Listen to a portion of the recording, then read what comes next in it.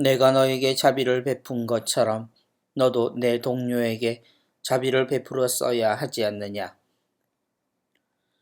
오늘 복음을 여는 베드로의 질문입니다.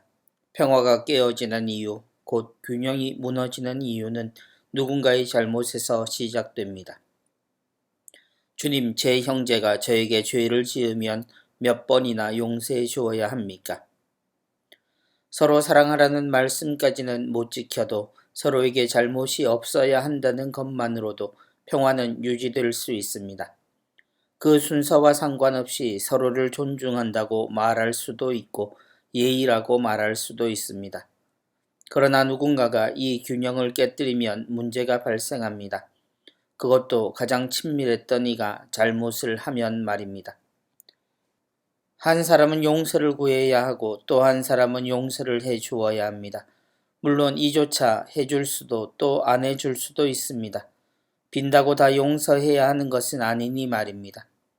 그러나 우리는 용서의 가치를 알고 있고 그래서 용서를 생각하는 좋은 마음을 지니고 있습니다. 하지만 이것을 대하는 태도에 따라 우리의 많은 것이 달라집니다. 예수님은 이 어려운 주제에 대해 무조건이라는 이야기를 하십니다. 나에게 잘못한 사람에게 용서를 먼저 생각해야 하는 상황입니다. 그리고 이 이유가 이 갈림길에 섰던 한 사람의 이야기로 베드로에게 전해집니다. 하늘나라는 자기 종들과 셈을 하려는 어떤 임금의 빅일 수 있다. 등장하는 종의 삶은 우리와 별 다를 것이 없는 평범한 것이었습니다. 그는 살기 위해 빚도 지고 열심히 일하는 중이었습니다. 그런 중 자신이 빚진 왕의 것을 갚아야 하는 지경에서 그는 가족을 팔아서라도 빚을 갚으라는 왕에게 간청을 합니다. 그리고 왕의 탕감을 받습니다.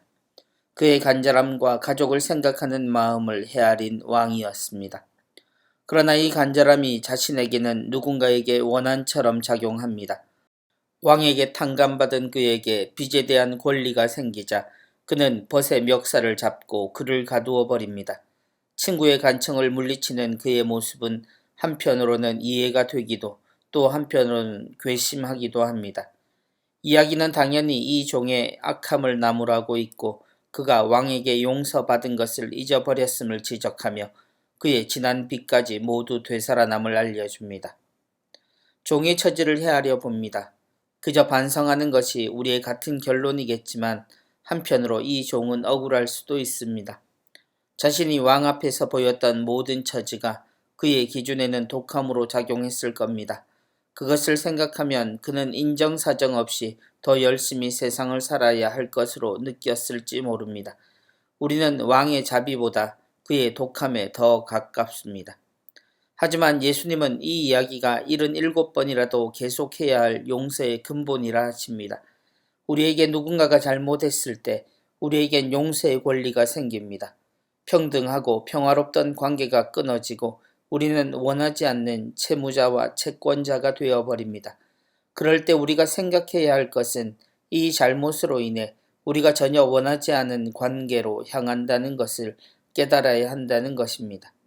그가 잘못했다 하더라도 그것으로 인해 평생 차별을 두고 그 사람과 살 것인가, 아니면 그는 여전히 나의 사랑하는 사람이어야 하는가를 두고 판단을 해야 한다는 것입니다. 어떤 잘못이든 관계에 상처를 주는 것은 사실이지만 그때 무엇을 더 중요하게 생각하는가에 따라 우리의 삶은 전혀 다르게 됩니다. 그때 주님은 우리가 하느님과 우리의 관계를 생각하라고 가르치십니다. 우리의 삶을 위해 우리는 하느님을 찾고 약속을 합니다. 때로 그 약속은 지키지도 못할 약속이며 많은 것이 걸려있는 무모한 내기일 때도 있습니다. 그럼에도 하느님은 우리의 간절한 마음을 헤아려 용서와 기회를 허락하십니다. 우리가 그분께 그리고 세상에 새겨놓은 상처들은 그대로이지만 그럼에도 우리는 여러 번 다시 시작하며 살아갑니다. 하느님의 용서는 하느님과 우리의 관계를 깨지 않으시려는 당신 사랑의 중심에 놓여 있습니다. 그리고 우리가 그분을 닮아 살아가는 것, 곧 우리의 거룩함은 하느님의 그 사랑을 본받음으로 가능한 가치입니다. 그러므로 용서를 청하기 전에 용서하며 기다리는 하느님의 마음을 현실에서 헤아리는 것이 중요합니다. 지금 우리의 삶은 길에서 만난 우리에게 빚진 형제가 더 많을 수밖에 없기 때문입니다. 우리가 어디서 왔는지 또 어떻게 살아가는지 꼭 생각해야 합니다. 그래야 우리의 사랑스러운 모습을 잃지 않게 됩니다.